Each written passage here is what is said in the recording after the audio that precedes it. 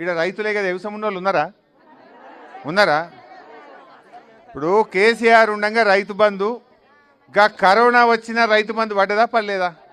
Corona వచ్చినప్పుడు corona వస్తే కూడా ఊకోలే కేసీఆర్. మీకు 10 కిలోల బియ్యం పంపిండు నెల నెలకు ఫ్రీగా, 2 ఏళ్ళలో 3 ఏళ్ళలో ఇచ్చిండు. ఇయ్యలేదా? కరోనా వచ్చినప్పుడు బియ్యం ఇచ్చిండు, 1500 ఇచ్చిండు. కరోనా వస్తే మా ఎమ్మెల్యేల జీతాలు బంద్ పెట్టిండు, ఉద్యోగస్తుల జీతాలు ఆగబట్టిండు. కానీ రైతులకు మాత్రం టైం మీద రైతు బంధు పైసలు వేసిండు. లేదా? మరి రేవంత్ రెడ్డి వచ్చినాక రైతు బంధు పడుతుందా? ఏమన్నాడు? కేసీఆర్ 10 ఇచ్చిండు, నేను 15 ఇస్తా అన్నాడు. 15 లేదు, నా 10 లేదు. ఇప్పుడు 2 పంటలకు ఎగ్గొట్టిండు రైతు బంధు. ఇప్పుడు మొత్తం 5 పంటలు అయినాయి.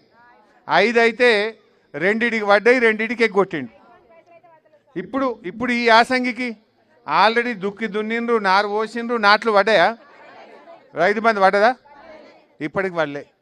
ఇప్పుడు లంగ మాట ఏమంటుండు? ఓట్లు అయిపోయినాక ఎత్తా.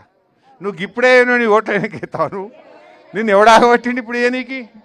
ఎందుకు వేస్తలేవు నువ్వు అంటే ఇప్పుడు ఆయన కొత్త కథ పెడుతుండట. ఏంది? నాట్లు వేసిన వాళ్ళకే ఇస్తా, పడావు గడ్డ భూమికి ఇయ్యా, లేకపోతే కొన్ని ఎకరాలకే ఇస్తా, పాస్బుక్ ఉంటేనే ఇస్తా, ఏదన్నా పెట్టి సగం మందికి ఎగబెట్టే కథ పెట్టిండు. ఇక మళ్ళీ దానికి కూడా కోతలు పెట్టే కథ పెట్టిండు. అందుకే ఇప్పుడు ఓట్ల ముందు వేస్తే రంగు బయటపడుతుందని, జనం తిరగబడతారని, ఓట్లు అయినాక ఇక శాటిలైట్ మ్యాప్ తెప్పిస్తా. ఎవరు ఇప్పుడు నీకు 2 ఎకరాలు ఉందనుకో, ఎకరమే నాటేసినాం అనుకో, ఎకరానికే ఇస్తా, ఎకరానికి ఇయ్య. ఇగో ఈ కథ పెట్టబోతుండిగా, ఈ లంగ కథ పెట్టబోతుండే, ఎగబెట్టే కథ, కోత పెట్టే కథ. కేసీఆర్కి ఇట్లా తిప్పలు పెట్టిండా?